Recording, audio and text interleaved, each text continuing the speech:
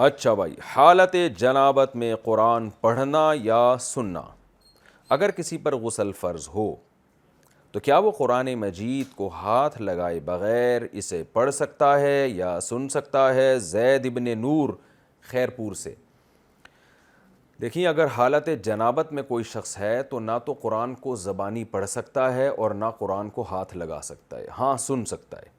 تو نہ پڑھ سکتا ہے نہ قرآن کو ہاتھ لگا سکتا ہے، صرف سن سکتا ہے۔ البتہ کسی کپڑے سے قرآن کو پکڑا جا سکتا ہے، بشرطے کہ وہ کپڑا آپ نے پہنا ہوا نہ ہو۔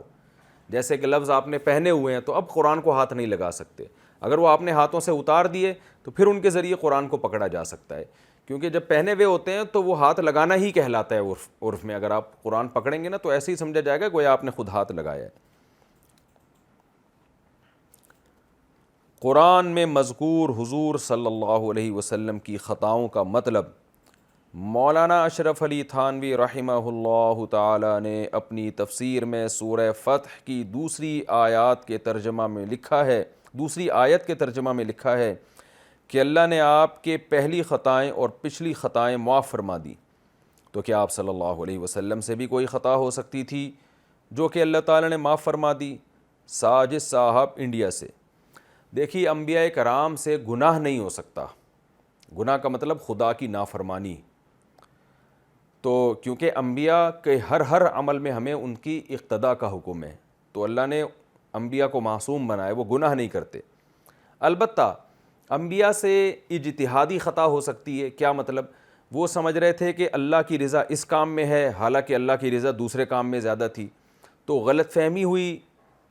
انسان تھے، بشر تھے، اس بیس پر انہوں نے ایک ایسا کام کیا، وہ یہ سمجھ رہے تھے کہ اللہ اس سے خوش ہوگا، لیکن پھر اللہ تنبیہ کر دیتا ہے کہ نہیں بھائی، میں اس سے نہیں بلکہ میں تو اس کام سے خوش ہوں۔ تو ایسے واقعات سیرت میں ملیں گے ہمیں کہ آپ صلی اللہ علیہ وسلم کی ایک رائے تھی اور اوپر سے وحی بھی نہیں آئی، تو آپ نے اس رائے کے مطابق عمل کیا، آپ یہ سمجھے کہ اس میں اللہ کی رضا زیادہ ہے، مگر اللہ نے تنبیہ فرما دی آپ کو۔ تو اس کو کہتے ہیں اجتہادی خطا، یعنی گناہ نہیں ہے۔ اجتہادی خطا کا مطلب کوئی بھی غلطی، لیکن گناہ نہیں ہوتا، تو خطا ہو سکتی ہے پیغمبر سے۔ لیکن پیغمبر کی خطا میں اور عام لوگوں کی خطا میں فرق یہ ہے کہ پیغمبر سے اگر خطا ہو بھی جائے تو اللہ کی طرف سے فوراً تنبیہ ہوتی ہے اور پیغمبر اس خطا کو درست کر لیتے ہیں، تاکہ لوگ اس میں پھر پیغمبر کو فالو نہ کریں، فالو اس کو کریں جس میں پیغمبر کو تنبیہ کی گئی ہے، کیونکہ پیغمبر کا ہر عمل حجت ہوتا ہے۔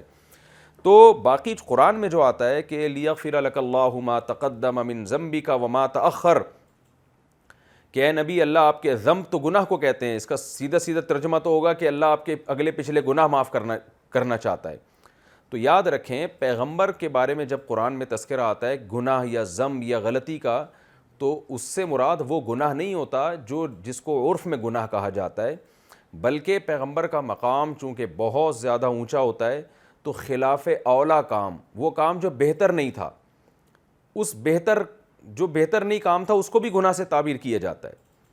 جیسے کہتے ہیں نا کہ ایک چھوٹے آدمی سے بڑا گناہ بھی ہو جائے تو اس کو ہلکا لیا جاتا ہے، لیکن ایک بڑے سے چھوٹی سی بھی خطا ہو جائے تو اس کو بڑا گناہ سمجھا جاتا ہے۔ انسان کا مرتبہ جیسے جیسے بلند ہوتا چلا جاتا ہے تو اس کے ایک عمل کی ویلیو بڑھتی چلی جاتی ہے۔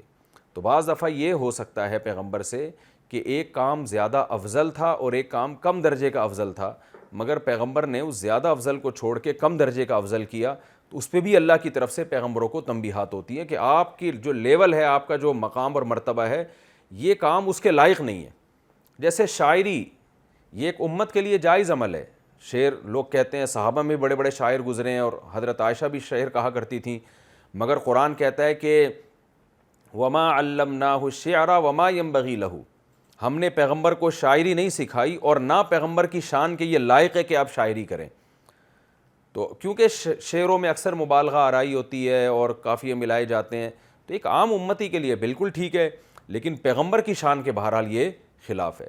تو اس پیغمبر اگر خلاف اولا کام کرتے ہیں تو قرآن نے اس کو بھی ذنب سے، گناہ سے تعبیر کیا ہے۔ تو اس سے وہ گناہ مراد نہیں ہے جو امتی کر رہے ہوتے ہیں۔ پیغمبروں کی شان کو بیان کرنے کے لیے اللہ نے یہ لفظ استعمال کیا کہ آپ اگر وہ کام کریں گے جو بہتر نہیں تھا تو گویا میں اس کو گناہ ہی سمجھوں گا، اور اس پہ آپ کو کے لیے گویا کہ وہ سزا ہے جو لوگوں کے لیے گناہوں پر ہوتی ہے، تو وہ خطا بھی میں آپ کی معاف کر دوں گا۔